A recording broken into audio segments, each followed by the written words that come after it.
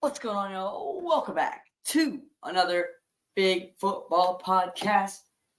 And I also welcome you back to week 12 statistics, stats, everything, and much, much more. Only here on Big Football Podcast.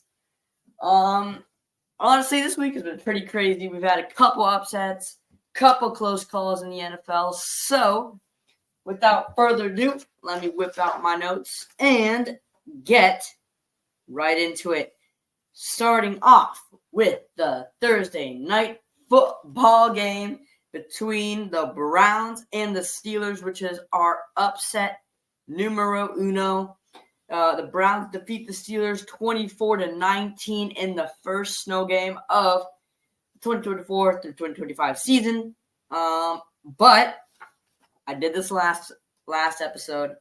If you want to go check out and learn everything about this game and, I don't know, maybe watch the game, head over to my boy Endzone Network's YouTube channel and watch the live stream. I was in it. We had a blast. Great live stream. But let's get right into the 10 o'clock game. Starting off with Titans, Texans. Right off the bat, we have our second upset of the week. Titans beat the Texans 32-27. Will Levis with a really, really good game, actually, with 270 yards, 2 touchdowns, 1 pick. CJ Stroud with a horrible game, 50% passer rating, and 2 interceptions. And this game was crazy because the fact that the Titans could come out there and actually get a win, even away, this just shows how much the Texans are actually struggling without Stephon Diggs. They need a veteran in there. They're pretty much all youngsters. So, yeah, CJ should not feel good about himself after losing to the Titans, for sure. Viking, Bears. What a game, okay? 30-27. Vikings win it in OT. Both QBs actually had a great game before. Let's talk about that. Sam Darnold with a 330-yard game, 2 touchdowns. Caleb Williams with similar stats, actually outperforming Sam Darnold, 340 yards, 2 touchdowns. But honestly, in my opinion, what really made up the game was the rushing yards. See, Aaron Jones, 106 yards on the ground and a touchdown for the Vikings. And Caleb Williams with 30 yards rushing for the Bears. So, honestly, that's what really made up the game. And Jordan Addison for the Vikings, great game, 160-yard game, no touchdowns, but great game for him. Obviously, Sam Darnold's main target. Didn't hear of Jay Jettis a lot in this game, but it is what it is. Another upset. Dang, there's like 3 already in the first 4 games. If only the Bears had won.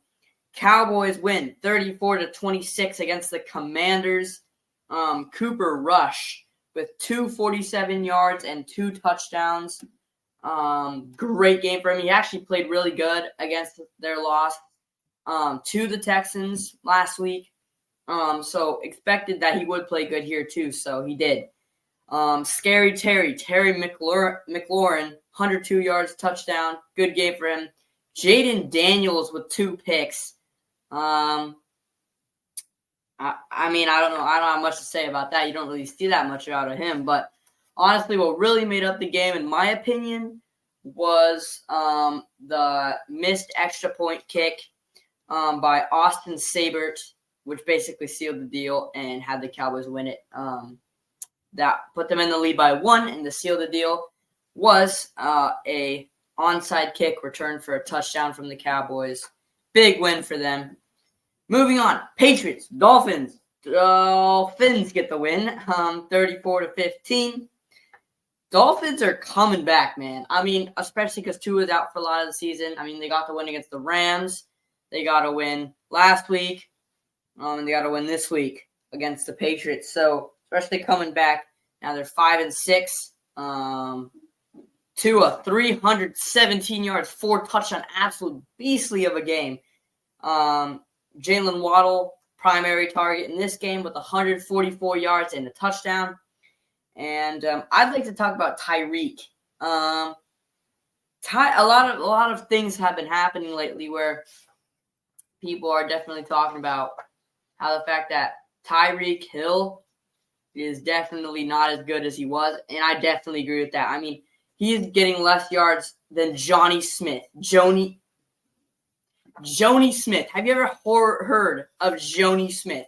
Like, you're not going to know who that guy is, no offense, unless you're a Dolphins fan, like, genuinely. So, Tyreek needs to step it up, man, honestly. I mean, he's a great receiver, but he isn't top 5 anymore like he used to be. Chiefs, Panthers, a lot of things to talk about this game. A 3-point game only. Chiefs win 30-27. Everyone thought they'd run over them, especially after the loss of the Bills, but no. Kelce, another no touchdown game, pretty silent, but Noah Gray showing up, getting 2 touchdowns from Mahomes. Bryce Young, really good game. 260 yards, a touchdown, and a pick. I'm excited to see what he does next year, especially how he's been showing up pretty good this year. I'd love to see the Panthers in the Super Bowl, but it will take a long time. Team's really young, so it'll take a while till we see them in there. David Moore, 81 yards and a touchdown for the Panthers receiver. And honestly, in my opinion, this game just shows that the Chiefs aren't going to make the Super Bowl this year. They're definitely not winning it. So, I mean, we'll see what Mahomes can do in the playoffs, but the fact that this game was only a 3-point deficit and it was tied with 2 minutes to go, 2-minute warning, that just shows, man. That's we'll see. Moving on to the second to last 10 o'clock game, Buccaneers-Giants. Obviously expected blowout win for the Buccaneers. Much needed as well.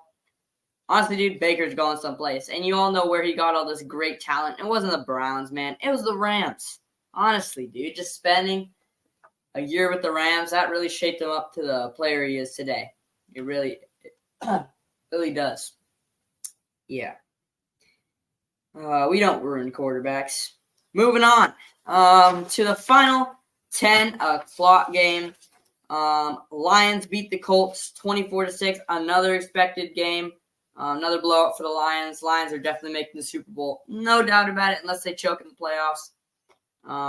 And Jahmyr Gibbs is a beast, man. 90 yards, 2 touchdowns. Playing good every single day.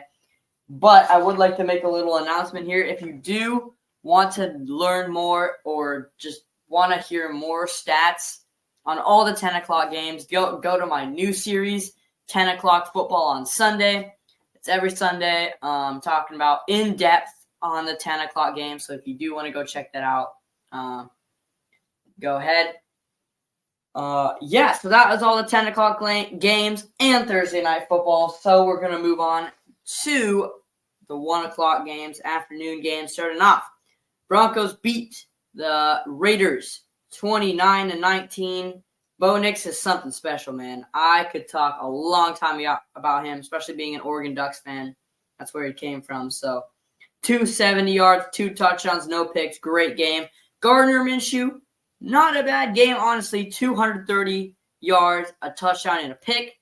Not too shabby at all.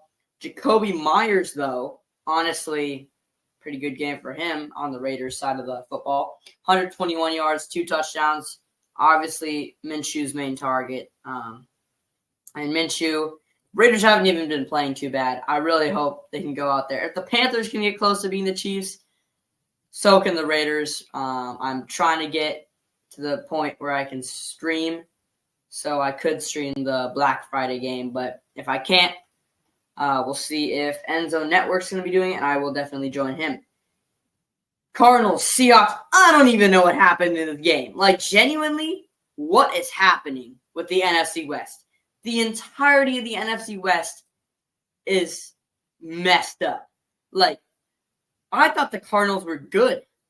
I mean, they're good, but I don't understand how they lost by 10 points to the Seahawks. They couldn't get anything going besides Trey McBride, who definitely, in my opinion, right now is a top 3 tight end with George Kittle. I wouldn't even put Travis Kelce in there anymore. I'd probably put Dallas Goedert, maybe. But that's besides the point. Another 100-plus yard game for him.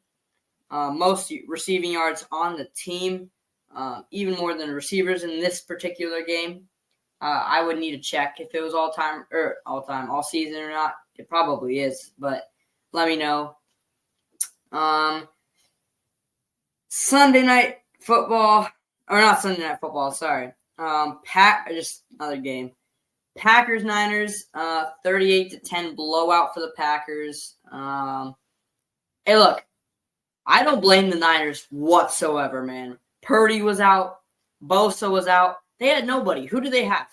I mean, I guess they had McCaffrey and Kittle, both who were actually shut out. McCaffrey with 30 yards? I mean, that's insane. That's horrible for him. But Brandon Allen, backup for the Niners, definitely stepping up there. Decent game with 199 yards, 2 touchdowns, and a pick. But Jordan Love, he's winning games, that's for sure. I'm probably going to see the Packers in the playoffs, see what they can do. In my opinion, I don't think they're going to get too far, but they will make it this year, so that would be cool to see. Sunday Night Football. Sunday Night Football. Sunday Night Football. You guys even remember what Sunday Night Football was? Like, it kind of escaped my mind, you know what I'm saying? Like, genuinely, I don't even remember who played in Sunday Night Football, you know what I'm saying? I just don't really remember who freaking played in Sunday Night Football. Oh, yeah, I do remember who played. The Rams. You know who they lost to? By over 10 points? The Eagles. You know why? Because of this guy right here. Freaking Saquon Barkley. Why did he have to break records against the Rams? Why couldn't it have been any other team? Why couldn't it be the Giants? Why did it have to be the Rams? I mean, he had to have a 255-yard game, 2 touchdowns against the Rams. No one else, right? He had to choose the Rams. So, I'm sorry I had to end on a bad note, but yeah, this is genuinely. Cut the video out.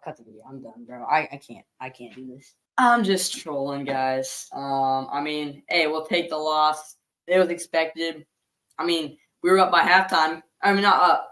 It was a close game at halftime, so it did give me a lot of hope. But yeah, it's all good. It's all good. Rams aren't making the playoffs this year, but as long as the Niners don't either, it's okay. But without further ado, thanks for tuning in today. I'm your host, Big Football Podcast, and have a good night.